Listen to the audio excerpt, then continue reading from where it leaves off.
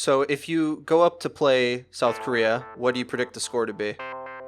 So I believe it's a best of 5. So we should 3-0 South Korea. Okay, man. All right. What's going on, everybody? It's FREEDO here for Your Overwatch. Today, we got an awesome interview lined up for you. Rising star pro player Zacharee joins us here today to talk about the Overwatch World Cup that's coming up this weekend. He, of course, plays for Team USA. He shed some light on the upcoming matches, the confidence that USA is bringing to the table. We also talk a bit about the patch meta, the state of the balance of the game, and the likely dominance of the 3-3 comp that may be a bit of a blemish on the viewing experience this weekend, but whether they're running it or countering it, Zacharee and the Team USA boys are calling taking the whole thing this year. Zacharee's a great player, guys. If you don't know him, he's grinded his way through the Tier 2 scene. I was a fan of him even on the Team Renegades that sort of failed to start back in the early iterations of Contenders, but now he's fresh off a dominant victory in NA Contenders. His team, Fusion University, swept it 4-0 against XL2, in large part by the synergy that he has with fellow DPS partner Who Are You, and now with a relatively quick rise to prominence for the 17-year-old player, finds himself as one of the DPS flex-in slots for Team USA. Going from playing on one of the worst teams in Contenders to playing on one of the biggest stages Overwatch has to offer in the World Cup is a mighty feat. We thank Zacharee for coming on to talk to us. You can check him out, linked in the description. You can find his Twitter and his Twitch page. And without further ado, let's jump into the interview. So the first thing that I'd like to talk about is the Overwatch World Cup.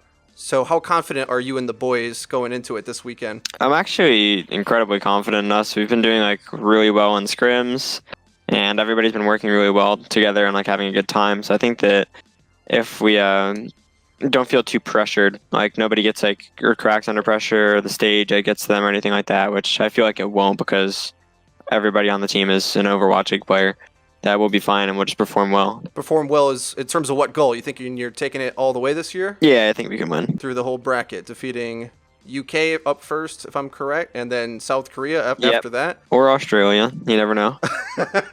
That's a good point. That's a good point. They got their main thing over there down there is pretty scrappy. You never know what he can pull out. Trill, I like him. But yeah, Trill's good. So what's your guys' X factor that you think you're bringing to the table this year? I think we're just really unpredictable. The meta and our players are all really flexible right now, so you never really know what's going to get thrown at you, and we can really catch you off guard, I'd say.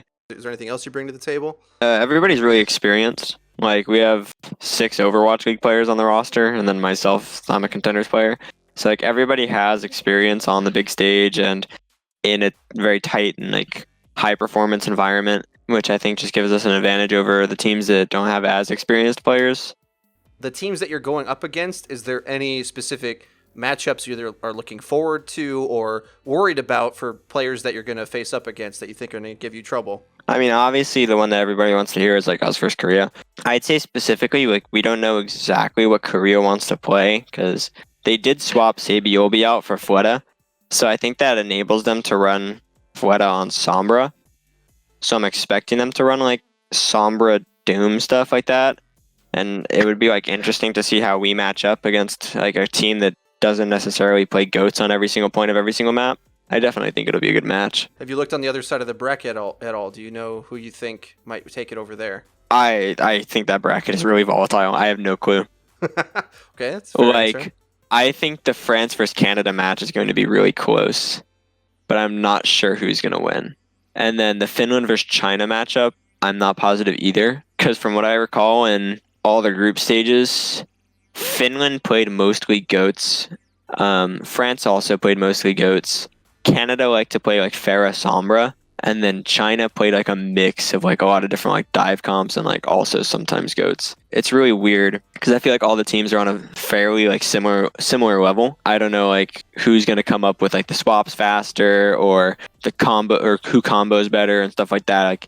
It could go any way. I think it's kind of similar with our bracket as well. Okay. Now you don't have to let us know exactly what you guys run specifically, but maybe more so on what you know about the patch. Is there anything that will surprise viewers out there? Is it going to be more goat-centric? Do you expect teams to run? Is there counter goat strategy? Where do you think Torb's at? Anything like that? Any Symmetra going to get pulled out at some point again? Yeah, I think the patch right now, a very safe comp is goats.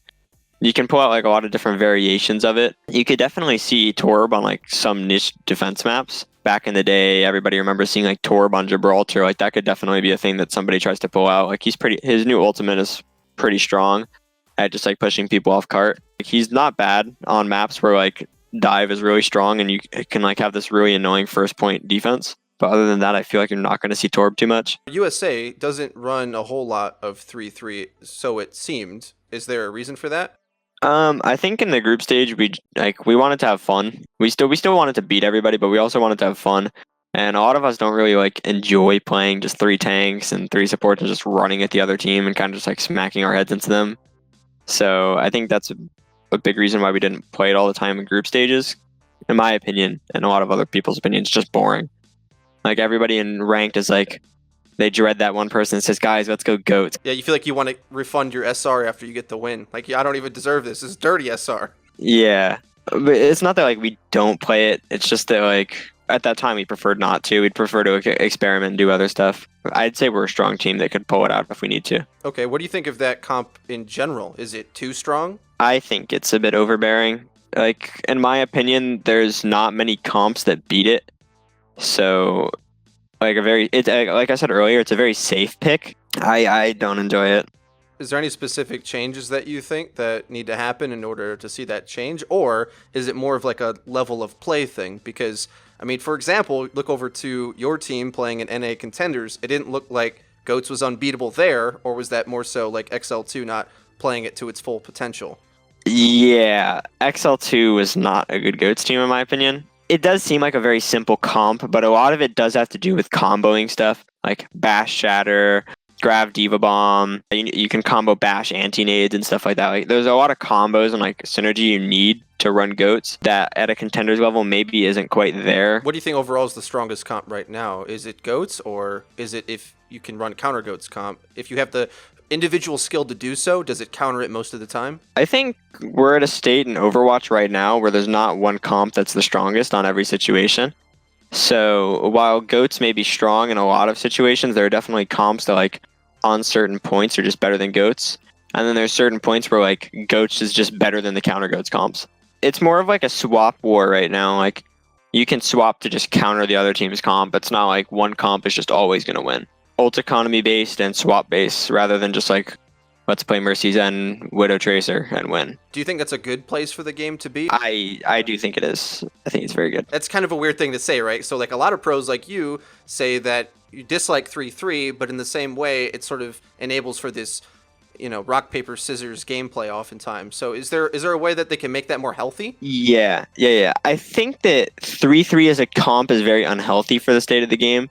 I feel like you just shouldn't be playing over half of your comp as one like specific role. You should have DPS characters. It shouldn't just be tanks and supports. 3-3 is kind of just like extremely overbearing because all the tanks are so strong and all the supports are so strong. Is there any concerns you have with Brigitte specifically? Do you think she needs any changes? She does so much. She just does more than she should. Usually people say a jack of all trades, master of none. Brigitte is just like a jack of all trades, master of all. I think sometimes when either I or a pro says something like that, a lot of viewers don't always appreciate the depth of the truth of what's being said there. So, for example, when you say she tanks better than a tank, what I think of is a common situation that happens where, let's say, you need a tank to contest the point by themselves in order to deal with a flank. Diva normally would do that. She'd go and, defense matrix, install the point for a bit, and then get healed and run away. Whereas Brig, because she has her own shield, she just contests that point for free. There's a thing that a lot of teams do where they'll just literally have their Brig sit in a corner of the point with like Zen Orb or Ana Pocket, and then nobody has to touch because the Brig is just there. And if you approach the Brig, she'll kill you because she just has a stun lock nuke damage combo. So which way would you prefer them to gear her? Because something that I think about, in comparison to a character like Reinhardt, I mean, his shield is got a lot more health, but because it's so big, it's almost easier to crack. Yes. Whereas her shield's so small that she contests the point with a very small amount of real estate, whereas Ryan is like obnoxiously in the way, so it's hard to miss it. Yes. So if your goal is to focus the staller, it's hard to do it on Brig, oddly enough.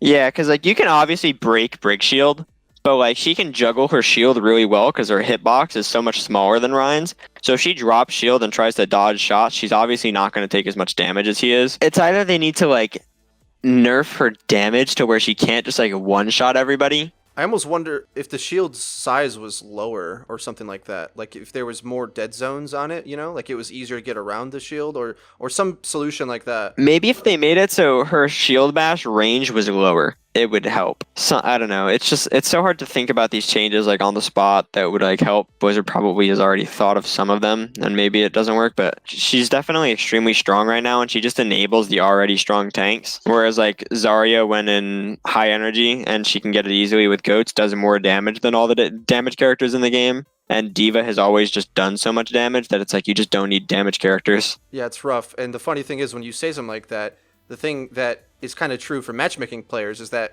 most of them think tanks are terrible. Like they think tanks are too hard to play. That's just the nature of how the rest of the community plays the game. In comparison to pro play, like Brigitte gets maximized in what she can do, whereas she's really strong in rank, don't get me wrong, but like individual players have a much easier time picking something that just kind of counters her or makes her job a lot harder. So it's tough for Blizzard to deal with.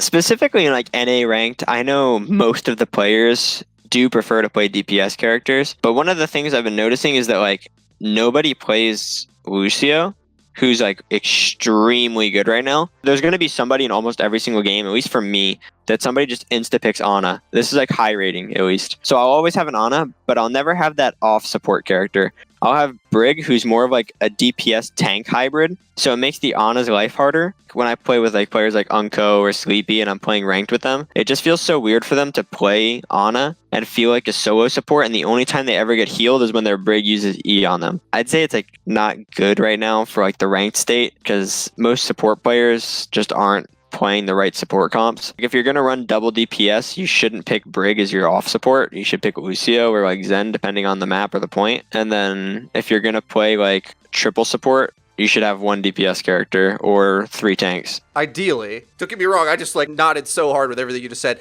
The only problem is, because in ranked... people just want to play what they want. Well, that too, but also they don't know how to do the teamwork that a player like yourself does, right? So like they go to this, what I would call like a scrimmy style, almost like a pickup game style. Everyone's doing their own thing. So yeah, it's just scrappy. It's just ranked. That's just how ranked is. Weird, because you go from like playing pro play and scrims to going into ranked where you feel like you should be playing the correct support comp. Let's just play Doomfist and let's just like run into their spawn, kill somebody, die, and then holy cow, we're getting so much value. It's insane. It's so different. It's a completely different game, which is why it's so weird to balance ranked and pro play at the same time at the moment. Now, granted, games in history have always had that big difference in the level of play, but a lot of other games also might have like third-party matchmakers or other alternatives to the main ranked mode. That's so true. Do you think that rank should take any steps towards doing anything extra? Or, I mean, there's supposed to be social features, maybe even clans or weekend tournaments, things like that. Do you think that's important, or like an alternative in-game, or do you think there should be changes done to the rank system itself to sort of raise the level of play? I think the obvious thing that we need is a role queue system. Wow, what a role queue? I've never heard of that. What? Yeah, I don't think they have those in like any of the games I've ever played, but I think Overwatch could really innovate a role queue system. That would be awesome. Imagine not having 4 support players on your team when you really only want 2. Like, that's so cool. That'd be a big step. I think that could be done. No, jokes aside, like a role queue system would be really nice. And similar to what League does, like you have solo duo and then another queue for big parties, and it's separate. All right, well, changing gears a little bit. I was wondering what you would think a good new hero would be. So this weekend, we're going to be getting an announcement of a new hero coming. Like, what are some aspects that you wish was in Overwatch or you think would be a really good addition? We need a character, not necessarily a tank buster, but can get value when the other team has an overload of shields. Something that makes it so like you can't just run a ton of shields and just like win. something that could get value into like Ryan and Brig, I think would be nice. Like maybe a railgun, some type of like railgun ult for a character, like a DPS character that has like they do like decent consistent damage, and then maybe their ult is like a railgun that can shred right through a shield and like hit clumps. Using it as an ultimate, that's probably a good way to balance it. I remember Jeff Goodman saying that originally with the Hanzo rework, they were thinking about a piercing arrow, which could go through barriers, and it was super OP. So they dropped that. Yeah, that would be OP. I feel like if there was going to be some pierce mechanic in the game, it would have to be an ult. Well, guys, that's everything for today's interview. I hope you did enjoy it. Please be sure to subscribe and hit the bell icon, as well as give the video a like. On your way out, be sure to check out Zacharee's linked in the description. Follow him on Twitter and on Twitch. But that's been it for me. I've been FREEDO for Your Overwatch. See you guys next time.